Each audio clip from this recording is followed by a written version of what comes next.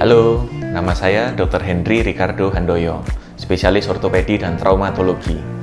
Pada kesempatan kali ini, kita akan membahas mengenai Achilles tendinopati atau Achilles tendinitis, yaitu peradangan pada tendon Achilles. Kita tahu bahwa sepanjang tahun ini, seluruh dunia terdampak pada pandemi COVID-19. Namun, ada berita baiknya, yaitu justru bahwa sebagian besar orang makin sadar akan perilaku hidup bersih dan sehat. Termasuk banyak yang sudah mulai sadar untuk berolahraga agar daya tahan tubuh tetap terjaga dan stamina dapat terjaga dengan baik. Salah satunya ambil contoh pada saat kita berlari.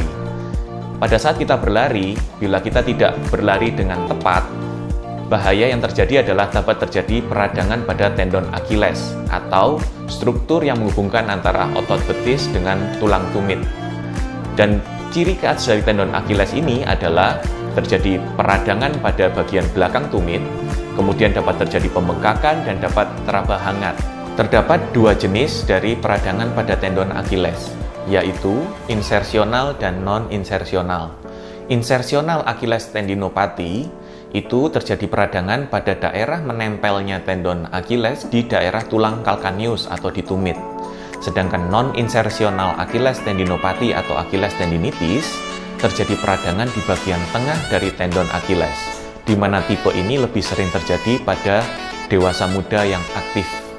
Tendinitis Achilles dapat terjadi pada kasus seperti berolahraga tanpa pemanasan yang baik, peningkatan aktivitas fisik secara tiba-tiba, mengencangkan otot betis ketika berolahraga atau beraktivitas, memakai sepatu yang kurang pas atau sudah lama, memakai sepatu hak tinggi untuk jangka waktu yang lama atau setiap hari, memiliki pertumbuhan tulang atau bone spurs di belakang tumit, dan karena usia tua sehingga tendon Achilles melemah seiring bertambahnya usia.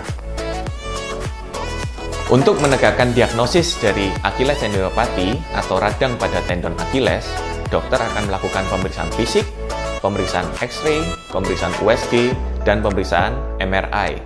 Nah, pada pemeriksaan fisik ini, dokter akan memeriksa apakah adanya pembengkakan atau rasa nyeri tekan di daerah tumit. Kemudian, apakah ada gangguan dari fleksibilitas di daerah tumit, di daerah tendon Achilles, dan apakah ada gangguan lingkup gerak sendi pada daerah pergelangan kaki. Terapi awal yang dapat dilakukan apabila terjadi nyeri atau peradangan pada tendon Achilles atau nyeri di daerah tumit, yaitu RICE dengan metode rest, ice, compression, dan elevation. Rest adalah mengistirahatkan bagian yang cedera. Jangan melakukan aktivitas olahraga yang berlebihan apabila sudah mengalami nyeri. Ice dengan melakukan kompres dengan dingin selama 15-20 menit selama 4-5 kali sehari. Compression adalah melakukan pembebatan dengan elastic bandage agar dapat mengurangi nyeri, imobilisasi pada daerah yang mengalami radang, dan untuk mengurangi pembengkakan.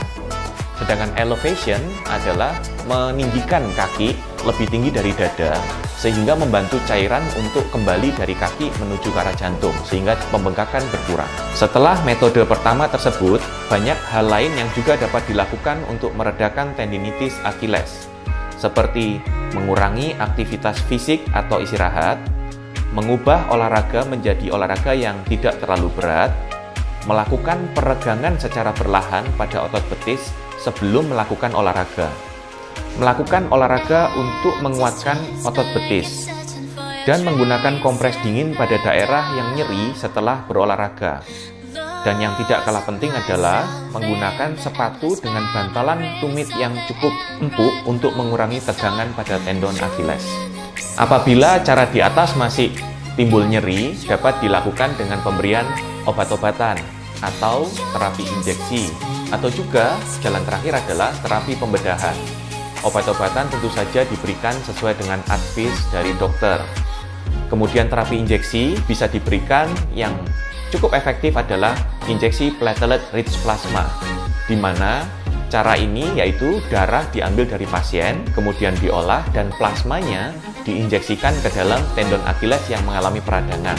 Tentu saja efektivitas akan dicapai lebih tinggi apabila diinjeksi dengan melakukan guiding dengan ultrasound.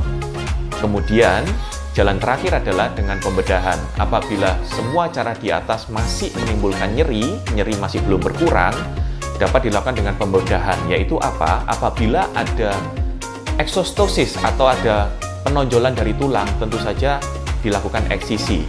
Kemudian apabila ada kerusakan atau peradangan pada tendon Achilles, sebaiknya juga dilakukan debridement dan dilakukan rekonstruksi ulang pada tendon Achilles tersebut. Tendinitis Achilles tentu saja dapat dicegah dengan beberapa cara, yaitu menghindari aktivitas fisik yang berlebihan sehingga memberikan beban yang berlebih pada tendon Achilles. Dan kemudian melakukan pemanasan dan peregangan pada otot betis sebelum dan sesudah melakukan olahraga. Kemudian apabila kita melakukan olahraga secara bertahap, kita lakukan kombinasi dari ringan kemudian pelan-pelan menuju ke berat. Berikutnya adalah menggunakan sepatu yang memiliki bantalan tumit yang baik dan menghindari penggunaan sepatu hak tinggi setiap hari atau dalam jangka waktu yang lama.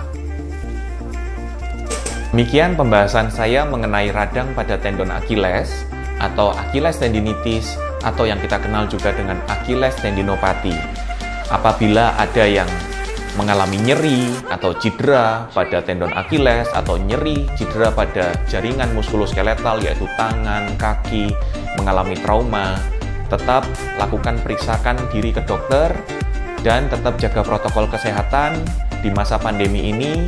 Tetap harus berhati-hati, tetap gunakan masker, social distancing, dan tetap jaga sistem imun dengan baik dengan rutin berolahraga agar tubuh dapat selalu sehat dan kuat.